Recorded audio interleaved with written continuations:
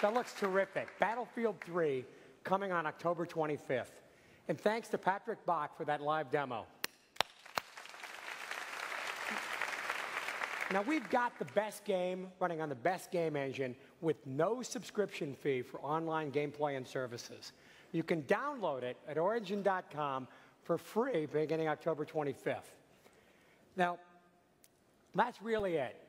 9 games by 9 of the most talented development teams on the planet. That's our preview for 2011.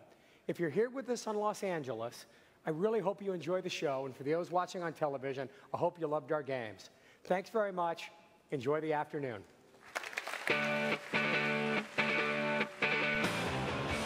And that was the EA press conference live from the Orpheum Theater, but we're just beginning to break it all down, what it means. We've got reactions, plus Justine takes a look at what you're saying at home. And if you haven't had enough Mass Effect 3, Casey Hudson's getting over here to do a brand new demo. We are heading to Earth a little bit later. Live E3 coverage continues on Spike right after this.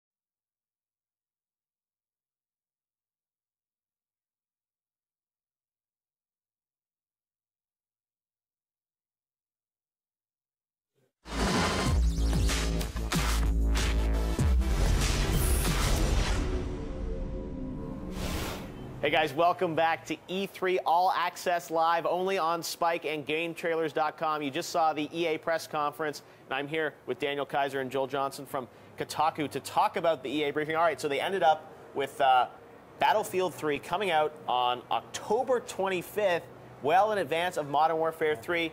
How do you think it stacks up? I thought the tank level was really cool. They focused on vehicles, which is something that, you know, is in Battlefield in a big way. But it's still being played on the PC. We haven't seen consoles. Is that a fair comparison? Thank you very much, EA, for making an awesome demo for Battlefield 3. And I will say that they attacked the spots that they needed to. They pitched this to the hardcore gamer as a step up in technology over Modern Warfare 3. And then they accentuated the fact that their services are going to be free online in terms of stat tracking. So I think they mostly accomplished what they wanted to do, make the game look great and pitch it as a technological advancement.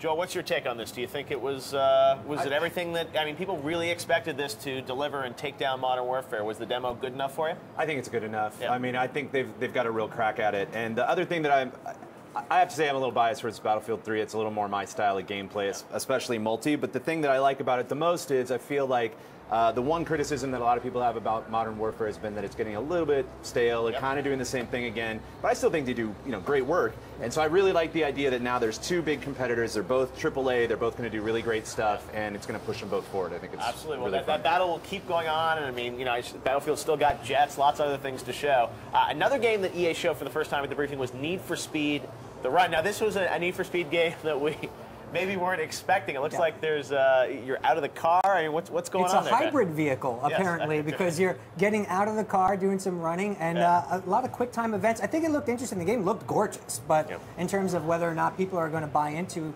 the quick time events and whatnot remains to be seen. I mean, it seems interesting to me. Joel, what's your take on that? I mean, they've done Need for Speed games for so many years. I really like the idea of kind of a plot-driven adventure thing that's built around movie, driving. Big action. Yeah, that's a really good idea. But the part where you get out of the car was all it was all QuickTime events. It looked really kind of dumb. I mean, it just looked like it just looked like one big movie that occasionally you hit the button. So, but we'll see. I think it's worth. At least it's different, right? Right, exactly. It's worth giving them a little space. Keep them interesting because it's like the same track again and again. So no, Need for Speed was in there. Battlefield, and of course Mass Effect 3, which I think we all know looks great. That's been 2 demos so far of Mass Effect, and we've got more Mass Effect that's going to be coming up as well. But you're going to sit down with Casey Hudson. He's going to show 2 new levels for a game that's not coming out until March of 2012. They've got a lot of great stuff to show, and the guys at BioWare do a fantastic job. So overall, a great EA briefing. Thank you for your thoughts, guys. Absolutely. And we've got a lot more coming up here live on Spike. We've got a guy who's pretty controversial, and he's going to be on live TV. David Jaffe is going to show you brand new footage of Twisted Metal for the PlayStation 3. When we come back, we've got a lot more, so stick around here live on Spike TV.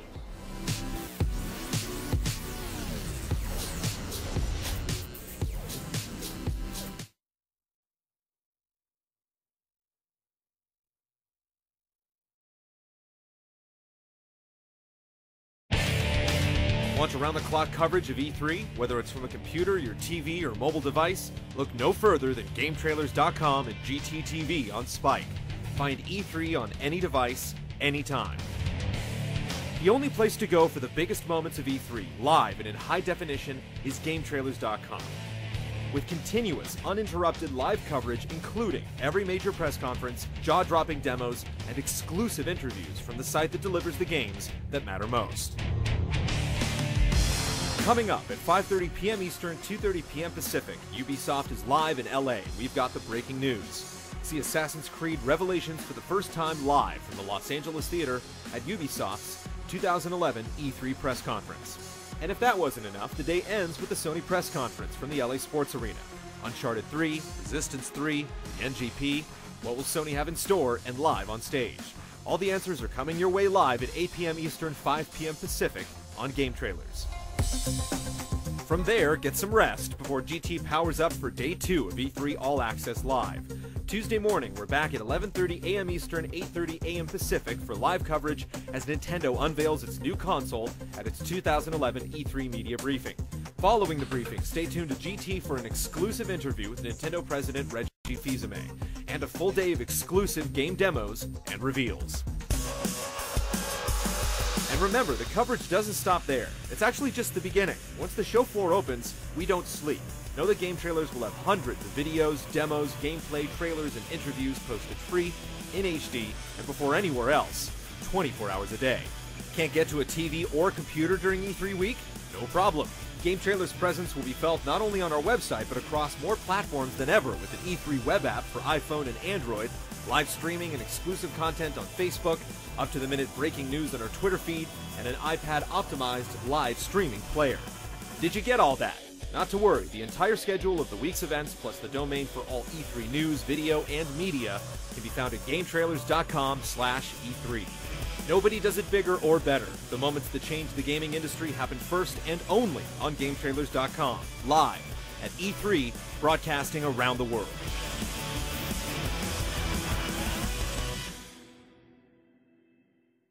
Love games as much as we do? Make sure to like the Game Trailers Facebook page for access to exclusive E3 content. You're working with the big boys now. Enjoy live streams of all the E3 media briefings, plus get exclusive videos and photos from the show floor. Also, follow Game Trailers on Twitter to get news updates around the clock and use the hashtag GTE3 to see what our community is saying about the biggest announcements. Feel like you're at E3, Game Trailers social media.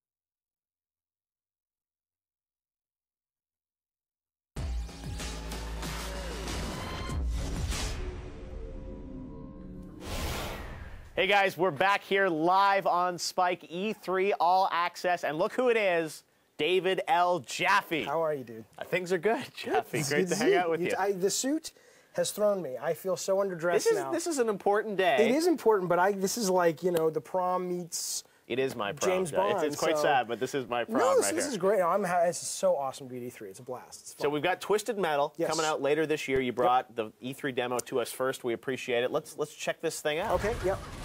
So what do we got? Wow, we got a little transforming right there. Transforming Sweet Tooth. Oh, hey, you guys, it's live. What can I do for you? So look, am I looking there or am I looking here? Yeah, just tell us what we're seeing. So this is basically, we've got, this is one of our biggest bosses in the game. Yeah.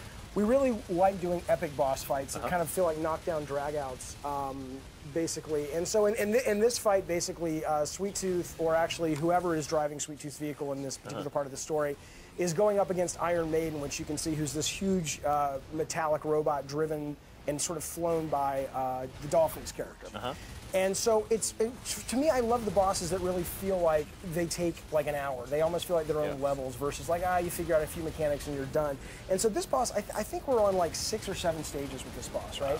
And so the first stage, you're basically capturing one of Dollface's minions, sacrificing her to the missile launcher, and then using it oh my God, wow. to fly. This is it. pretty epic, Jeff. This you undersell this game. You're like, I'm not sure about the graphics. I didn't say I wasn't sure about the graphics. I said coming off after freaking Battlefield on this amazing, Tron-like computer, But no. So so we take her shield down. And then obviously, as you can see, no, I am super proud of the team. They've done an amazing job. Wow. She is great. And so you bring her shield down, which we're going to see in a second. Now we bring in another limousine, which is driven by her buddy.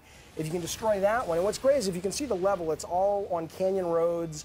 You're chasing the missile launcher that begins to move in this stage. And I love You're this chasing is the phase, limousines. so it's sort of like all of these phases. It really has sort of a narrative to it. Absolutely. A gameplay narrative. A gameplay narrative, and it really is, like I said, depending on the mode, the difficulty mode you're playing on. Right.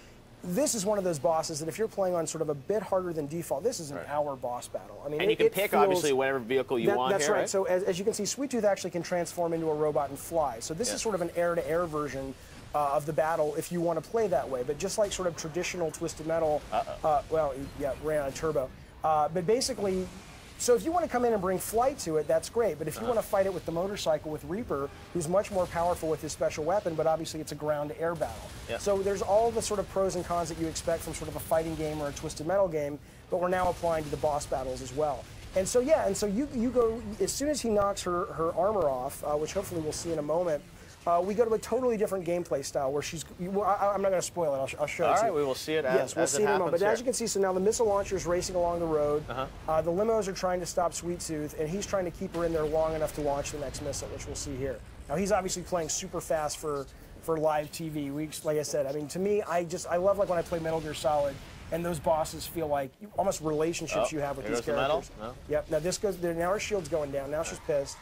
She's about to launch basically robotic baby heads from her mouth. My God! So this is what 7-phase boss? How many? 5 to 7. We haven't finished tuning yet, but she's huge. She's absolutely huge. And how many of these bosses are we going to see throughout the single-player story? There's 3. It's one-player campaign and also splits from co-op and online co-op.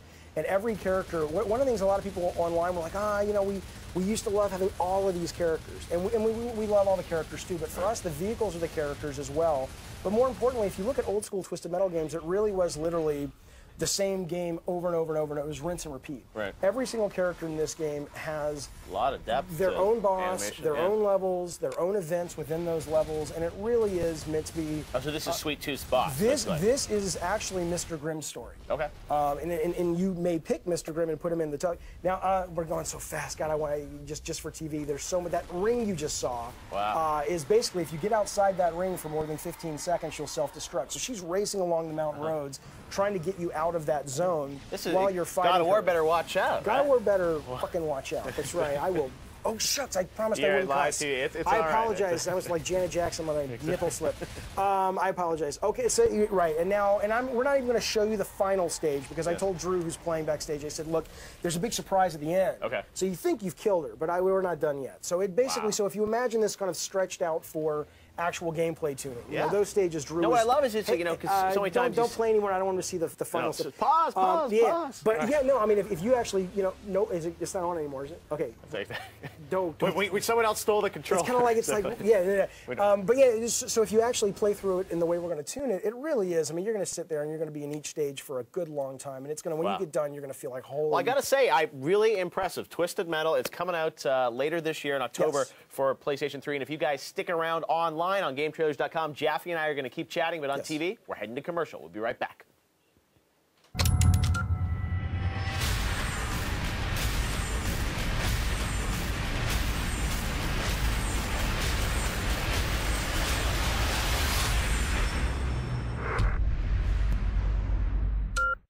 This Friday, it's Spike's Guy's Choice, with appearances by Harrison Ford, Cameron Diaz, Minka Kelly, Aziz Ansari, Decade of Hotness winner Jennifer Aniston, and more. Friday at 9 on Spike.